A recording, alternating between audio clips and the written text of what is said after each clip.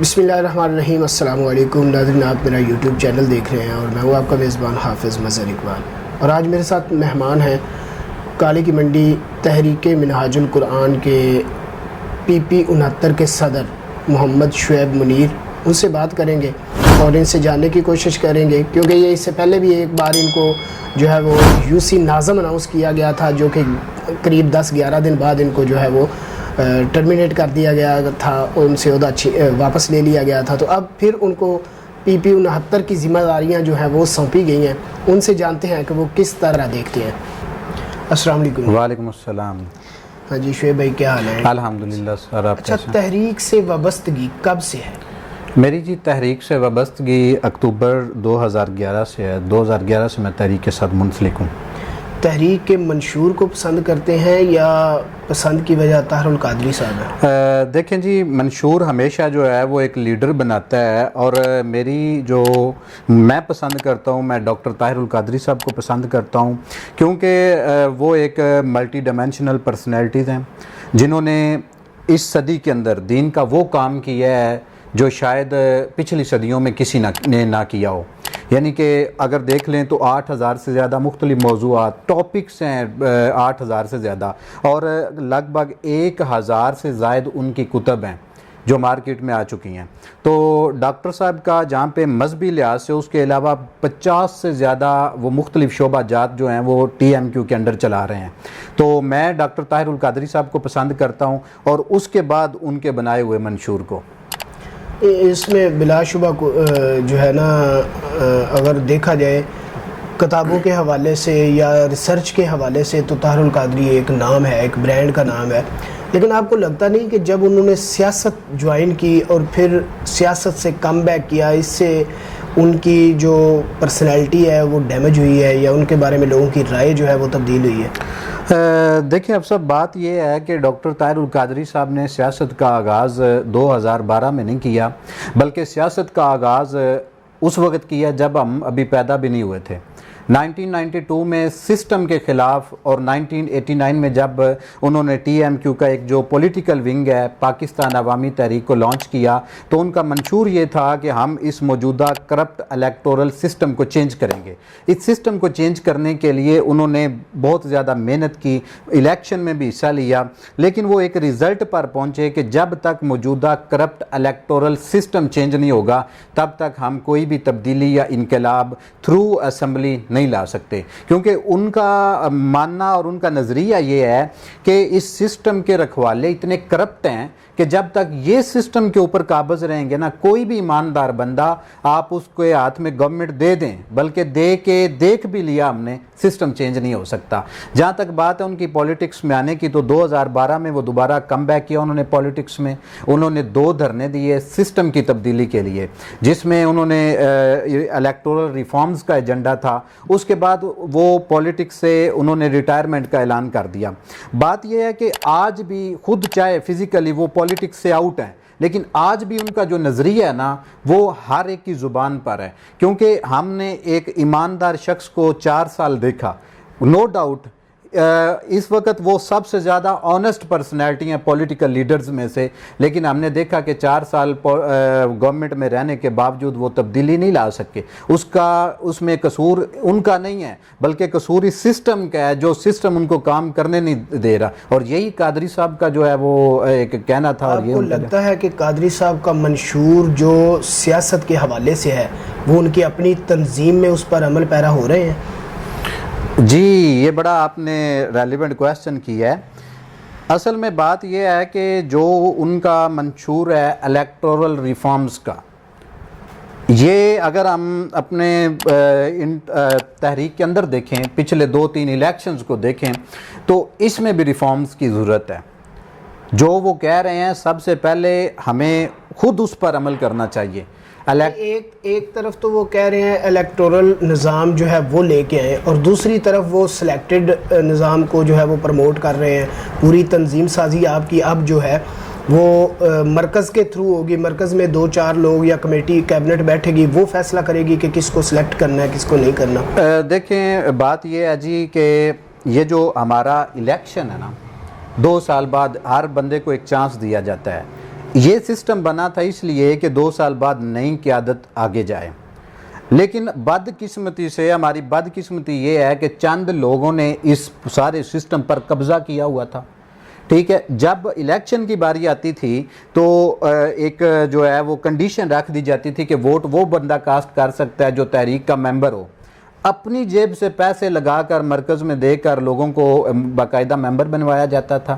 مثال کے طور پہ میرا اور حافظ مظہر صاحب کا کمپٹیشن ہے، تو حافظ مظہر صاحب کے پاس اگر انویسٹمنٹ ہے تو حافظ مظہر صاحب 10 لوگوں کی، 20 لوگوں کی، 50 لوگوں کے پیمنٹ ادھر 1 ماہ کی کر کے تو وہ ان کو ووٹ کا حقدار بنا دیتے تھے، جو کہ ایک دھاندلی تھی۔ میرا ذاتی خیال یہ ہے کہ اگر یہی سسٹم چلنا ہے، الیکشن اس کے ذریعے ہونے ہیں، تو پہلے تو آپ وہ لوگوں کو لے کے ووٹ کا حقدار ٹھہرائیں جو 6 ماہ الیکشن سے پہلے تک تحریک کے باقاعدہ رکن ہیں۔ دوسری بات، الیکشن کا مطلب ہوتا ہے عوام کی رائے۔ میرا ذاتی یہ خیال ہے کہ مرکز کو اس معاملے میں انوالو نہیں ہونا چاہیے، بلکہ مرکز کو جو موجودہ سیٹ اپ ہے ہمارا مقامی لوگوں کو یہ موقع دینا چاہیے کہ وہ اپنے نمائندوں کا انتخاب کریں۔ جب سے آپ نے جوائن کی ہے کالے کی منڈی سے ٹی ایم کیو، جی تب سے لے کر اب تک کالے کی منڈی کے کس تحریکی نے تحریک کو پرموٹ کیا اور کس تحریکی کی وجہ سے تحریک جو ہے وہ کمزور ہے؟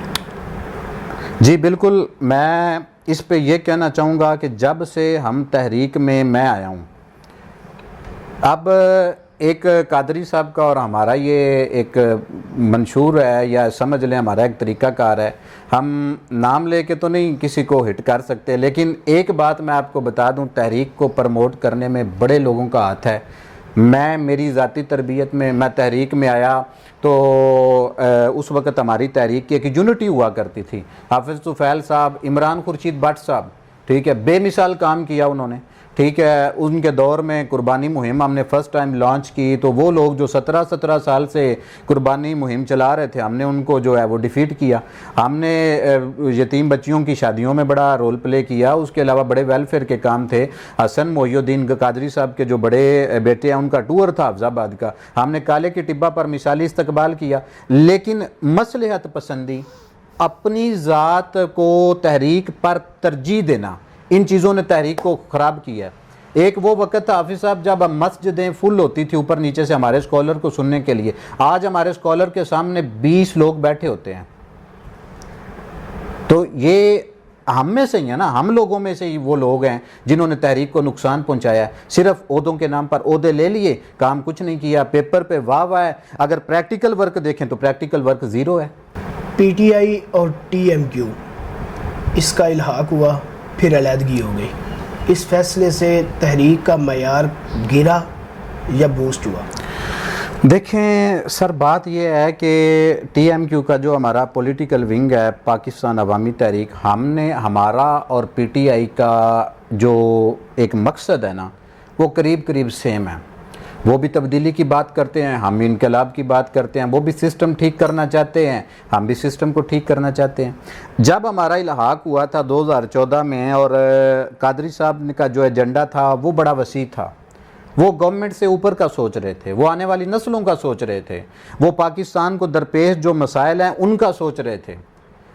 آپ کو پتہ ہے 17 جون کا جو واقعہ ہوا 2014 میں، جو موجودہ گورنمنٹ ہے، اس کے اندر ہمارے 14 لوگوں کو شہید کیا گیا، 100 سے زیادہ لوگوں کو زخمی کیا گیا۔ جب عمران خان صاحب گورنمنٹ میں آئے تو ہم سوچ رہے تھے کہ شاید اب ہمارے دکھوں کا مداوا ہوگا، اب وہ لوگ جو ہمارے لوگوں کے قتل میں ملوث ہیں ان کو سزا ملے گی، بٹ انفارچونیٹلی ایسا نہیں ہوا۔ اس میں بھی میں سمجھتا ہوں خرابی عمران خان صاحب میں نہیں ہے، خرابی سسٹم میں ہے، جس نے ان کو اتنا مجبور کر دیا کہ وہ نام بھی نہیں لے سکتے تھے۔ حافظ صاحب جب وہ گورنمنٹ سے علیحدہ ہوئے 2022 میں، تو پہلی سپیچ میں انہوں نے ماڈل ٹاؤن کے شہداء کا ذکر کیا۔ اب سوال یہ ہے کہ وہ 4 سال وہ کون سے عناصر تھے جنہوں نے ان کو خاموش رہنے پر مجبور کیا؟ وہ یہ سسٹم ہے کرپٹ، جس کو ہم چینج کرنا چاہتے ہیں۔ 69 کے صدر ہیں جی کیا ایسا کریں گے جس سے تحریک کے مشن کو فروغ ملے گا؟ جی سب سے پہلے میں جب تحریک میں کوئی بندہ آتا ہے نا، تو وہ ایک حلف ہوتا ہے اپنے عہدے کا۔ میں اپنے عہدے کا میری یہ ذمہ داری ہے کہ میں انشاءاللہ تحریک کے جو مقاصد ہیں، تحریک کی جو ریکوائرمنٹ ہیں، جو قبلہ نے اپنی خدمات سر انجام دی ہیں، اس سے لوگوں کو آگاہ کروں گا۔ میں عہدے کا غلط استعمال نہیں کروں گا، میں ذاتی کسی کو جو ہے وہ عہدہ نہیں دوں گا، جو بندہ کام کرے گا اس کو اپریشیٹ کروں گا، جو نہیں کرے گا میں اس کو کہوں گا کہ آپ کام نہیں کر رہے۔ دوسری بات یہ ہے کہ میں توقع کرتا ہوں ڈسٹرکٹ لیڈرشپ پہ کہ ماضی کی طرح ڈکٹیٹرشپ پہ نہیں چلیں گے وہ، ٹھیک ہے، وہ لوگوں سے کام لیں گے اور ایمانداری سے کام لیں گے۔ آپ کو لگتا ہے کہ ڈسٹرکٹ کی جو کیبنٹ ہے اس کے بس کی بات ہے یہ، جبکہ آپ کا جو مرکز ہے اس نے ایک لا پاس کر دیا ہے، ایک طریقہ بنا دیا ہے کہ آپ کو جب دیے جائیں گے عہدے تو وہ انہوں نے دینے ہیں، تو پھر میرے خیال میں یہ ممکن ہو سکے گا کیا؟ دیکھیں سر، بات یہ ہے کہ جو نئی کیبنٹ ہماری آئی ہے اور جو لیڈرشپ ہے اس میں ایک صدر صاحب ہیں جو فرسٹ ٹائم آئے ہیں، ٹھیک ہے۔ ماضی میں صدر صاحب جو موجودہ ہے ان کا اور محترم عامر سلطان صاحب ان کا اتحاد اور انہوں نے بڑا کام کیا نو ڈاؤٹ، لیکن جو موجودہ ضلعی سیٹ اپ ہے اس میں عامر سلطان آپ کی تحریک میں ایک ایسا نام ہے جس کو آپ چاہ کے بھی فراموش نہیں کر سکتے، نو ڈاؤٹ، کیونکہ ان کی خدمات جو ہیں وہ بہت زیادہ نمایاں ہیں۔ بالکل آپ کے تمام تحریکی جو بھائی ہیں ان سب سے اگر دیکھا جائے کہ تحریک کے مشن کو فروغ کس نے دیا ہے تو وہ اس میں عامر سلطان کا، نو ڈاؤٹ، بالکل ایسا ہی ہے۔ عامر سلطان صاحب ماضی میں بغیر عہدے کے انہوں نے بڑے کام کیے ہیں، بڑا ویلفیئر کا کام کیا ہے، مشن کا کام کیا ہے، ان لوگوں سے شاید زیادہ کیا ہے جن کے پاس عہدے تھے، جو ڈسٹرکٹ کی لیڈرشپ کے اوپر بیٹھے تھے ان سے زیادہ کام کیا عامر سلطان صاحب نے۔ تو میں بات کر رہا ہوں کہ یہ جو موجودہ سیٹ اپ ہے ان سے توقع ہے کہ یہ مشن کو فروغ دیں گے، نہ کہ اپنی ڈکٹیٹرشپ کو جو ماضی میں ہوتا رہا ہے۔ اس سے پہلے بھی آپ کو ایک دفعہ یوسی ناظم اناؤنس کیا گیا، جی بالکل، قریب 10-12 دن بعد آپ کو جو ہے وہ ختم کر دیا گیا، اس کے پیچھے کیا محرکات تھے؟ دیکھیں جی، بات یہ ہے چونکہ میں بڑا سٹریٹ فارورڈ بندہ ہوں، میں بالکل حقائق بیان کروں گا۔ مجھے ذمہ داری ملی، ذمہ داری ملنے کے بعد عامر سلطان صاحب وہ میرے بھائی ہیں، میرا ان سے تعلق ہے، میں نے ان کے ساتھ کام کیا ہے، ڈسٹرکٹ میں کام کیا، یوسی میں انہوں نے میرے ساتھ ہمیشہ کوآپریٹ کیا ہے۔ بات یہ تھی کہ جب مجھے ذمہ داری دی گئی تو جو سابقہ ڈسٹرکٹ لیڈرشپ تھی ان کی طرف سے یہ آرڈر تھا کہ میں ان کے ساتھ کوئی پروگرام میں پارٹیسپیٹ نہیں کر سکتا، اگرچہ وہ پلیٹ فارم تحریک کا تھا، لیکن میں نے ایسا کیا اور میں نے یہ برملا کہا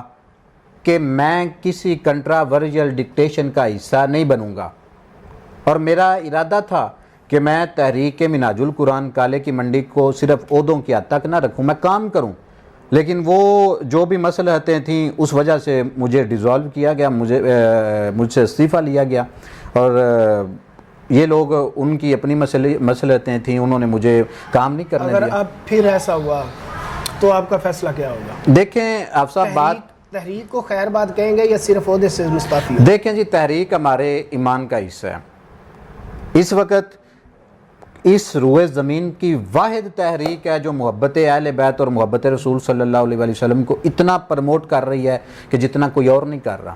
میرا تحریک کے ساتھ تعلق مرتے دم تک رہے گا، حضور شیخ الاسلام کے ساتھ تعلق ہمیشہ رہے گا، اور میں چاہوں گا کہ اس وقت بھی یونٹی کو فروغ دیا جائے۔ عامر سلطان صاحب، حافظ طفیل صاحب، باقی لیڈرشپ، صابر حسین گجر صاحب اور باقی سب ایک پلیٹ فارم پر جمع ہوں، ہمارا مقصد ایک ہے، مشن ایک ہے، تو پھر اختلافات کی کس نوعیت کی کیوں؟ تو میں چاہوں گا کہ اس طرح کام، اور میں ایمانداری سے کام کروں گا، اور میں یہ کوشش کروں گا کہ سب کو اکٹھا بٹھاؤں، لیکن اگر پھر مجھے کام نہیں کرنے دیا جائے گا تو میں ایسا عہدہ رکھنا پسند نہیں کروں۔ آپ کو لگتا ہے کہ تحریک میں ذاتی سیاست اور مفاد پرستی نے تحریک کو نقصان پہنچایا ہے؟ آف کورس، بے شک، 100%، یو آر ایبسلیوٹلی رائٹ، ایسا ہوا ہے، ماضی میں ایسا ہوتا رہا ہے، تحریک کو نقصان ہی اسی وجہ سے پہنچا ہے۔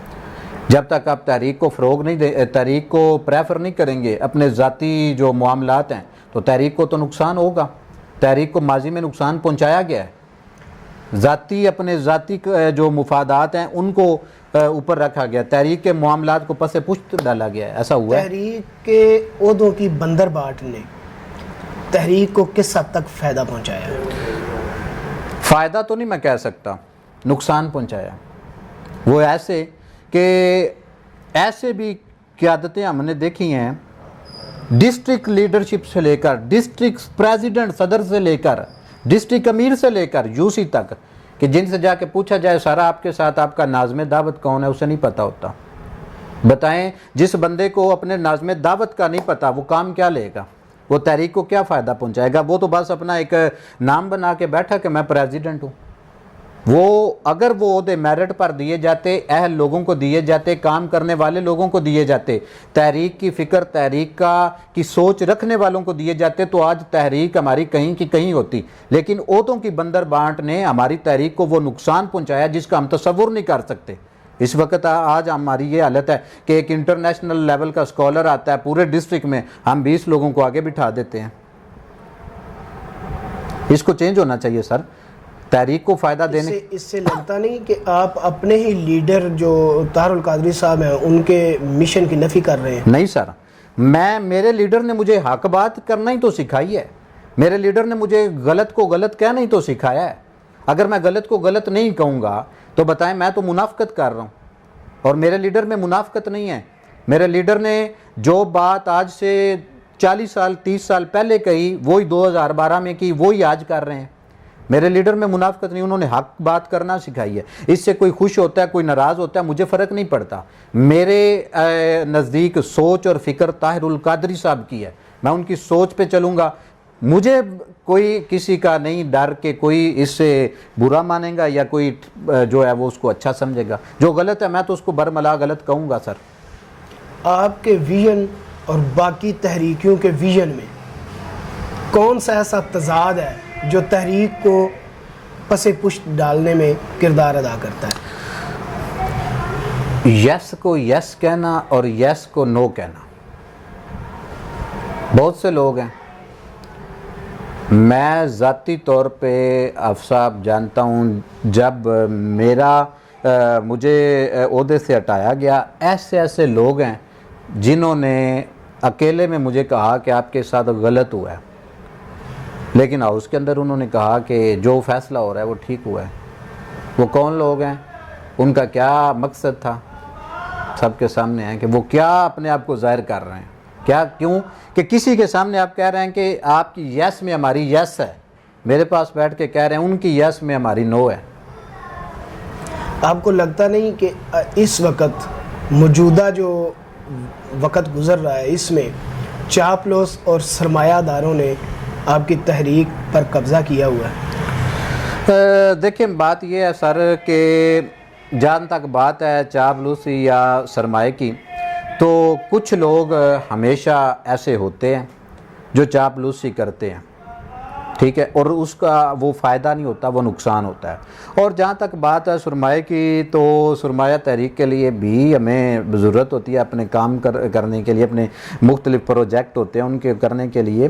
اور ماضی میں حافظ آباد میں بہت کام ہوئے ہیں اس حوالے سے جو ہیں, تو ہوپ سو میں توقع کرتا ہوں جو موجودہ لیڈرشپ ہے میں ان سے بہت حد تک توقع کرتا ہوں, 100% مجھے ایکسپیکٹیشن ہے کہ وہ according to the mission of TMQ چلیں گے, وہ تحریک کو فروغ دیں گے. تو جب تک وہ اس مشن پر چلیں گے تو شعیب منیر ان کے ساتھ کھڑا ہوگا. لیکن اگر جب میں نے محسوس کیا کہ یہ مقصد تحریک کا نہیں, مقصد کوئی اور ہے, تو میں 1 منٹ نہیں لگاؤں گا استعفیٰ دینے میں. تحریک منہاج القرآن کو کالے کی تمام مساجد انتظامیہ اپنی مساجد میں محفل کرنے سے روکتی ہیں, اس کی کیا وجہ ہے؟ اس کی وجہ تنگ نظری ہے سر. اس کی وجہ ان کا ذہن چھوٹے ذہن ہے. الحمدللہ منہاج القرآن وہ اس وقت مذہبی جماعت ہے جس نے امت مسلمہ کو بے مثال عشق رسول دیا, بے مثال عشق اہل بیت دیا, بے مثال عشق اور تعظیم صحابہ دیا. بات یہ ہے کہ ان علماء مولویوں کی ہمارے ساتھ بنتی نہیں کہ طاہر القادری جو بات کرتا ہے وہ ان کو ہضم نہیں ہوتی. طاہر القادری وہ شخصیت ہے جس نے ساری زندگی اپنی کسی ایک بک کی ریالٹی نہیں لی, ایک خطاب کا پیسہ نہیں لیا. جب آپ حق بات کریں گے تو آپ کے راستے میں روڑے تو اٹکائے جائیں گے. وہی ہوتا ہے. مساجد انتظامیہ کا کچھ اور کہنا ہے. ان کا کہنا یہ ہے کہ یہ جب بھی کسی مسجد میں آ کر محافل کا انعقاد کرتے ہیں جی, تو یہ یہاں پر جو ہے وہ گروپ بندی کرتے ہیں جس سے ماحول جو ہے وہ خراب ہوتا ہے، اور ایسا ہوا ہے، اس میں کس کو ذمہ دار سمجھتے ہیں؟ سر میں گروپ بندی جہاں تک بات گروپ بندی کی ہے تو گروپ بندی میرے علم میں نہیں کیسی ہوئی ہے جی. آپ یہ دیکھ سکتے ہیں کہ منہاج القرآن کا جو بھی اسکالر ہے وہ آتا ہے، اس نے اپنا پیغام دینا ہوتا ہے. اصل مین بعض معاملات میں اب مثال کے طور پہ محرم الحرام چل رہا ہے، آپ شہادت امام علی مقام علیہ السلام کا پروگرام منعقد کرتے ہیں، اگر اینڈ پہ ہمارا اسکالر اس کا فلسفہ بیان کرتا ہے، اس کا پیغام دیتا ہے، تو آپ صاحب بہت سی مساجد کی انتظامیہ جن سے وہی ہضم نہیں ہوگا. یہ ایک مین وجہ ہے میرے نزدیک. ورنہ الحمدللہ منہاج القرآن کا کوئی ایسا انتہا پسندی کا، دہشت گردی کا، بلکہ منہاج القرآن تو وہ پلیٹ فارم ہے جس نے واحد ایک منہاج القرآن اور ڈاکٹر طاہر القادری ہیں جنہوں نے دہشت گردی کے خلاف فتویٰ دیا ہے اور اسلام کو ایک امن کے طور پر، امن کے مذہب کے طور پہ دنیا کے سامنے پیش کیا. عامر سلطان، سابق ناظم حافظ محمد طفیل اور صابر گجر صاحب، ان تینوں میں کس کی خدمات تحریک کے لیے زیادہ ہیں؟ دیکھیں جی، بات جہاں تک ہے کمپیریزن کی، عامر سلطان صاحب جب سے میں تحریک میں آیا ہوں، عامر سلطان کو میں نے کبھی کسی لمحے تحریک سے نہ دور دیکھا نہ مشن سے دور دیکھا. فلاحی کام ہو، سیاسی کام ہو، دینی کوئی پروگرام ہو، عامر سلطان سب سے آگے ہے. پچھلے ٹینیور میں عامر سلطان صاحب کے پاس عہدہ نہیں تھا، ان کے پروگرام، انہوں نے بے شمار پروگرام کیے. کس کو مشن پر تقویت ملی؟ تحریک کو اور مشن کو. بدقسمتی کی بات یہ ہے کہ اس وقت کیا ڈسٹرکٹ ایک لیڈر عامر سلطان صاحب کے 5 روزہ دروسے جو وہ ان کا محافلے ذکر اہل بیت ہو رہی تھی، ان کو روکا گیا فقط اس لیے کہ عامر سلطان چاپلوس نہیں تھا اس صدر کا یا اس بڑے شخص کا جو اپنے آپ کو سمجھتا تھا. جہاں تک بات صابر حسین گجر صاحب کی ہے تو صابر گجر صاحب کا، جیسا کہ میں نے پہلے بھی ذکر کیا، عامر صاحب کے ساتھ بڑے اچھے ان کے تعلقات تھے، انہوں نے اکٹھے پروگرام کیا، اور اب صابر گجر صاحب فرسٹ ٹائم ڈسٹرکٹ کی لیڈرشپ میں آئے ہیں. تو ان کے بارے میں تو میں پہلے یہی بتا سکتا ہوں کہ پہلے انہوں نے عامر صاحب کے ساتھ اچھا کام کیا ہے اور ہوپس ہو کہ نیکسٹ بھی ہو. پہلے تو وہ انویسٹر تھے، کیونکہ میں نے بہت سارے پروگرامز کیے ہیں جہاں پر صابر گجر صاحب کی جانب سے اسکول میں جو یتیم بچے ہیں، مستحق افراد ہیں، ان کے بچوں کے لیے یونیفارمز اور شوز، یہ چیزیں ان کا اوپر لکھا ہوتا تھا کہ یہ صابر گجر صاحب ڈونیٹ کر رہے ہیں. سر وہ ڈونیٹ کر رہے ہوتے تھے، لیکن کس کے پلیٹ فارم سے؟ T M Q. تو اس سے مشن کو فائدہ ملتا تھا نا. تو ہوپس ہو کہ اب وہ ضلعی صدر کی ذمہ داری پر ہیں، تو امید ہے کہ وہ اچھا کام کریں گے ادھر بھی. اگر آپ کو ایک دن کے لیے پنجاب کا صدر بنا دیا جائے ٹی ایم کیو کا، تو کیا تبدیلی لانا چاہیں گے؟ میں سب سے پہلے جتنی لیڈرشپ ہے سب کو ڈیزالو کر دوں گا اور مرکز سے پوچھوں گا الیکشن یا سلیکشن. اگر وہ کہیں گے سلیکشن تو کہیں گے ٹھیک ہے سلیکٹ کریں، اگر وہ کہیں گے الیکشن تو ان کو کہا جائے گا کہ جو 6 ماہ پہلے تحریک کا رکن ہے وہ ووٹ ڈال سکتا ہے، جو بھی آئے گا اس کو قبول کریں گے. سلیکشن کو پروموٹ کریں گے پھر آپ؟ اگر وہ کہتے ہیں سلیکشن تو پھر ان کو کہیں گے کہ آپ اپنے سسٹم، اپنے آئین کے اندر تبدیلی لائیں. اور سر دوسری بات، ٹی ایم کیو کا جو منشور ہے وہ تو چیخ کر یہ کہہ رہا ہے کہ سلیکشن نہیں الیکشن. اگر جب آپ باہر نکلتے ہیں تو الیکشن، اپنی تنظیم سازی کرتے ہیں تو سلیکشن. وائی؟ اس میں ان لوگوں کو سوچنا چاہیے، یا ان لوگوں کو بھی سوچنا چاہیے جنہوں نے اس پالیسی کو ایکسیپٹ کیا ہے. اگر تحریک کا منشور، تحریک کا کانسٹیٹیوشن یہ کہتا ہے تو ہم کسی کو کیسے فیئر اینڈ صاف ستھرے الیکشن کی طرف ہم کسی کو کیسے کہہ سکتے ہیں جب ہمارے خود صاف ستھرے الیکشن نہیں ہو رہے؟ میں تو بالکل بات ہی الیکشن کی کروں گا. الیکشن ہونے چاہیے، ناٹ سلیکشن. حافظ صاحب، مرکز میں بیٹھے ہوئے لوگوں کو نہیں پتا کہ ہماری مقامی یہاں پہ کیا چل رہا ہے، ہم نے کس کو سلیکٹ کرنا ہے. اور یہ مرکز والے اچھی طرح سے ہمارے یہاں پہ بیٹھے ہوئے لوگوں سے زیادہ اچھا جانتے ہیں کہ کیا کرنا ہے. ٹھیک ہے، بدقسمتی کی بات یہ ہے اہل بندہ جو آتا ہے اس کو پکڑ لیا جاتا ہے، اس کو کہا جاتا ہے کہ آپ ہمارے اکارڈنگ چلیں، اگر ہمارے اکارڈنگ نہیں چلے تو آپ باہر بیٹھیں. آپ نے ابھی تھوڑی دیر پہلے کہا تھا کہ عمران خان جو ہے وہ آنیسٹ مین تھا، لیکن اس نے وہ جس سسٹم میں آیا تھا اس کا تقاضا یہ تھا کہ وہ ہمارے 14 شہداء جو ہیں ان پہ بات نہ کریں. آپ کو لگتا ہے کہ آپ کا جو آپ کے آنیسٹ ممبر آتے ہیں وہ آپ کے سسٹم کو قبول نہیں ہوتے, جس کی وجہ سے ان کو جو ہے وہ ڈیگریڈ کیا جاتا ہے, یہ ڈی مورلائز کر دیا جاتا ہے؟ آپ کی بات کسی حد تک ٹھیک ہے. بات یہ ہے کہ میں نے ذمہ داری, مجھے اس سے پہلے بھی جب مجھے ڈیزالو کیا گیا اس کے بعد مجھے ذمہ داری کی آفر کی گئی, میں نے قبول نہیں کی, اس لیے کہ میں ٹائم نہیں تھا دے سکتا, اور میں ذمہ داری لیتے ہی تب ہوں جب میں کام کر سکتا ہوں. میں اس دفعہ پھر آیا ہوں, ایک سیٹ اپ چینج ہوا ہے اور میں اس سیٹ اپ سے توقع کر رہا ہوں کہ یہ سیٹ اپ مجھے انڈیپینڈنٹ کام کرنے دے گا according to the requirement of TMQ and mission. موجودہ سیاسی نظام میں کس کو ذمہ دار سمجھتے ہیں؟ آپ کو لگتا نہیں کہ طاہر القادری صاحب کو اس میں اپنا کردار ادا کرنا چاہیے یا خاموشی بہتر ہے؟ سر جہاں تک بات یہ ہے کہ کس کو ذمہ دار سمجھنا چاہیے, تو ہماری بات ہی سسٹم پہ ہے. وہ کون, خان صاحب نے 2018 سے پہلے تھا کہ الیکٹیبل ہماری مجبوری ہیں. الیکٹیبل نے ان کے ساتھ کیا کیا یہ آپ نے بھی دیکھ لیا, میں نے بھی دیکھ لیا. جہاں تک بات طاہر القادری صاحب کی ہے تو طاہر القادری نے جنوری کی سردیوں میں بھی اور اگست کی گرمی میں بھی قوم کو پکارا کہ آج وقت ہے, آ جاؤ ہمارے ساتھ کھڑے ہو, جو سسٹم بدلیں. اگر سسٹم بدل گیا تو سمجھے قوم کی تقدیر بدل گئی, یہ قوم نہیں نکلی. اب طاہر القادری صاحب تو چپ ہیں لیکن ان کا نظریہ سر چڑھ کر بول رہا ہے کہ واقعی سسٹم از کرپٹ. PP 69 میں کس سیاسی پارٹی کو مضبوط دیکھ رہے ہیں؟ PP 69 میں کیا, پورے پاکستان میں ایک ہی سیاسی پارٹی ہے جو مضبوط ہے, پاکستان تحریک انصاف. اگر الیکشن ہوئے تو TMQ اس میں حصہ لے گی؟ دیکھیں جی, یہ مرکز کی پالیسی پہ ڈیپینڈ ہے, مرکز کیا ڈیسائیڈ کرتا ہے. پاکستان عوامی تحریک کو الیکشن میں جانا چاہیے یا ہمیں PTI کو سپورٹ کرنا چاہیے, یہ مرکز کی پالیسی ہو سکتی ہے.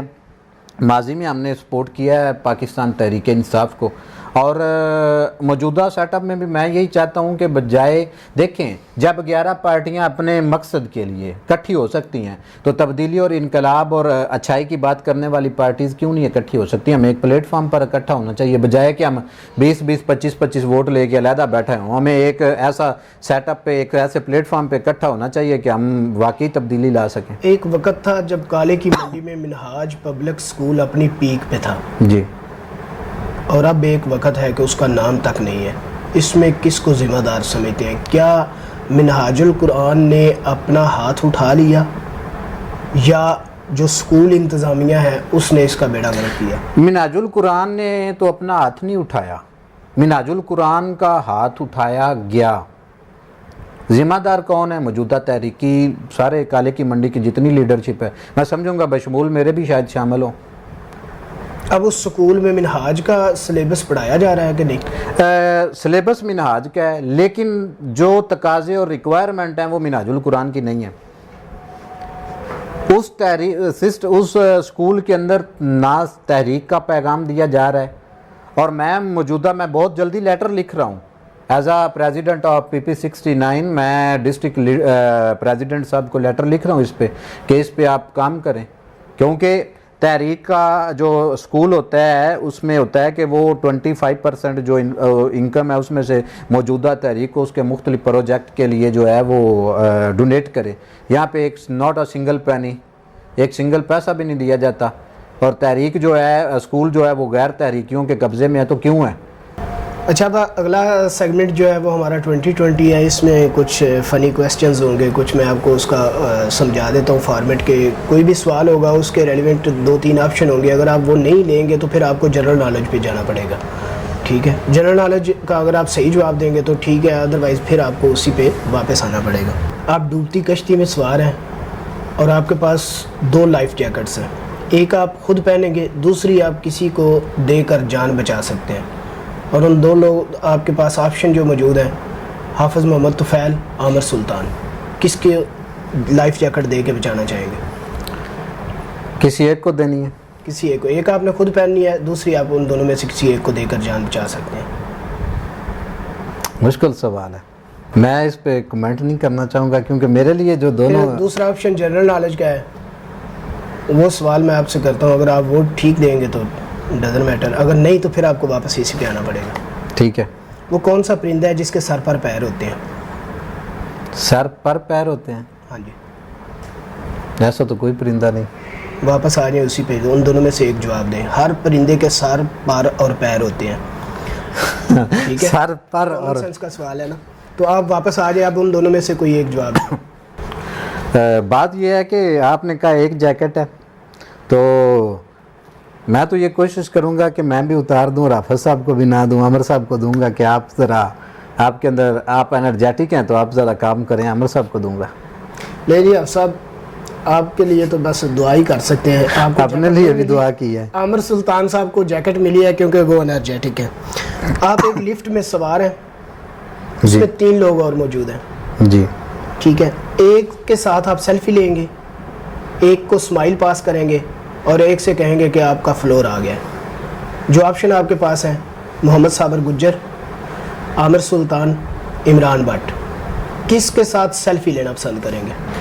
इमरान भट्ट साहब के साथ। किसको स्माइल पास करेंगे? हाफिज तुफैल अंजुम साहब। उनका तो नाम ही नहीं है इसमें। अच्छा, आमिर सुल्तान। अच्छा, तो जब मैं स्माइल पास कर रहा हूँ दोनों साथ ही नहीं होंगे? नहीं, एक को स्माइल पास। अच्छा, एक को स्माइल, एक को आपने कहना कि आपका फ्लोर आ गया। अच्छा ठीक है, तो हो सकता है अंकल साबर ने पहले उतरना, उनको कहेंगे कि उनका फ्लोर आ गया, तो बाकी रह जाएंगे मैं और आमिर साहब को स्माइल पास कर देंगे। नहीं जी आमिर साहब, आपके लिए स्माइल, और गुज्जर साहब आप तो देख ही रहे हैं आपका फ्लोर आ गया, आप उतर ही जाएं तो बेहतर है। लाइव लॉन्ग ड्राइव पे हैं जी, और आपके साथ एक सीट खाली है। अपनी बोरिंग किल करने के लिए किसको साथ बिठाना पसंद करेंगे? मौलाना फजलुर रहमान, हाफिज तुफैल। हाफिज तुफैल। लो जी मौलाना साहब, अपना देख लो तुसी हुण। आपके पास स्पेस शटल में एक बंदे को आप साथ लेके जा सकते हैं, चांद पे जा रहे हैं आप, और आपने जिसको साथ लेके जा रहे हैं उसको आपने चांद पे ही छोड़ के आ जाना है, वापस साथ नहीं लेके आना। तो आप किसको साथ लेके जाना पसंद करेंगे? हाफिज मोहम्मद तुफैल, इमरान भट्ट। तो चांद की जो चूँकि अपनी शान है, लोग इन्वेस्ट करके इंडिया ने अपना स्टेशन बनाना चाहे, तो हाफिज साहब को कहेंगे आए ज़रा चांद की सैर करते हैं। तो जी आप साहब चांद पे ले जाएंगे और आपको उधर भी छोड़ के ही आएंगे। उधर भी वो तरीके काम आपके लिए करेंगे। कोई चांस नहीं है।